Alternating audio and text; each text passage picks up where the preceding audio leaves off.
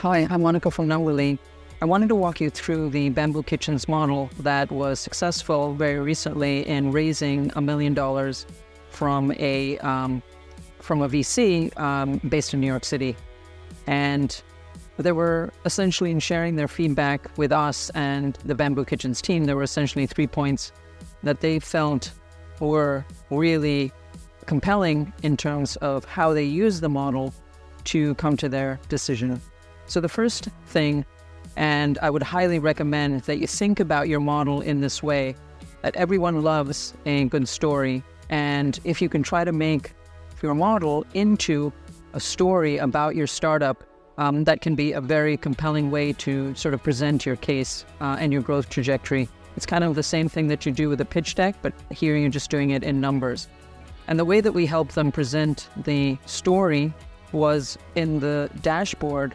We kind of put together the key points just from fundraising. So this is the amount that they're funding, and they're going to be funding it in 2 tranches between 23 and 24.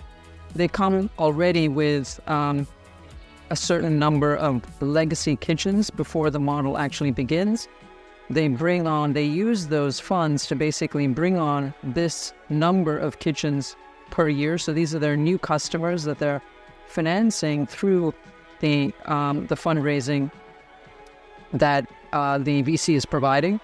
Those new kitchens then become active kitchens, and these are the numbers of active kitchens. Those kitchens order this amount per year. Those orders generate this amount of gross sales revenues, and because Bamboo Kitchens shares their revenues with the kitchens with whom they work, there's a revenue payout, leaving them with this amount of net revenues. One of the important sort of ratios that the investor was looking for was what is the sales to marketing spend ratio, and we presented that very clearly up front as well. What does the sales team look like in order to be able to generate those new kitchens coming on board? And what is the resulting ARR and ARR growth rate?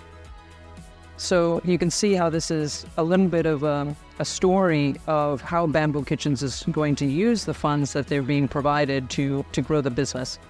Just below, we included some kind of key customer and investor metrics that the VC was also really interested in looking at, and most VCs are, most investors are, in fact, and that's CAC. So customer acquisition cost, and how is that evolving over time? And you can see that, as they hire a sales team, the costs increase, and then they kind of turn down again. What is the churn rate on average for the kitchens that they have as active customers? When a kitchen onboards, what is their lifetime revenue that they can be expected to generate for Bamboo Kitchens for the lifetime that they will be on the platform before they may churn? And then what is that kind of customer lifetime value, but net of the costs that it takes to generate those revenues? The second thing that was really important for the investors was just on the way that the assumptions were set up so that the investor could actually scenario test very, very, very easily. And the way that we have set this up is that in the model, we have the left-hand side, which is basically where you and or anyone looking at the model will be inputting and making any changes. So anything in white and blue is changeable. So they could change any of the assumptions that the Bamboo Kitchens team had made in terms of the number of kitchens being onboarded, what is the productivity of the sales team, what are the average number of orders per day, what is the average order value, and then what are some of their expenses. So everything is happening on the left-hand side here.